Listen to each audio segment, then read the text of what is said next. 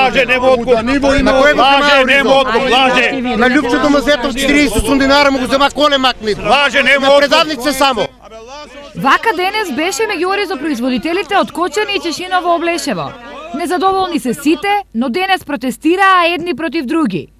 Први на протести и блокади излегоа членовите на Сдруженијето Бело Злато, незадоволни од откупот на оризот. Откуп нема. Еве, јас сам го продал оризот.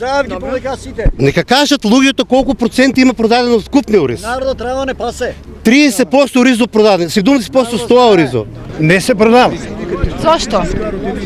Па не го сакат веројатно, дали му везува, дали шо како, не знам.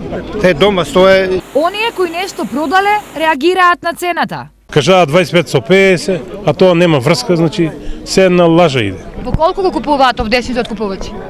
По 35 динара до 40. Поради ова тие бараат. Првото барање е откуп на оризовата арпа, како што им ветија од на оризопроизводителите од 25 денари, а не помалку од 20 денари. И второто барање е откуп на белиот ориз од 50 денари. На неколку метри од нив беа други оризопроизводители кои протестираа против првите. Ние изразуваме незадоволство или ако сакате контрапротест против нашите колеги земјоделци од онаа страна, што изразуват незадоволство, оправдано незадоволство, ама не оправдано начинот на кој тоа изразуват.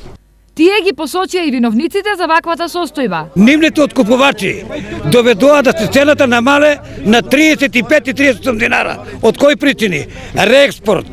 Бугарија, Грција, Србија. И тука е целиот проблем. И сега дојделе ќе тражат у владата, нема врска. Нити министерство, нити влада не е виновна за тоа. Двете групи сеат и жнеат ориз на ист начин, но имаат различна математика.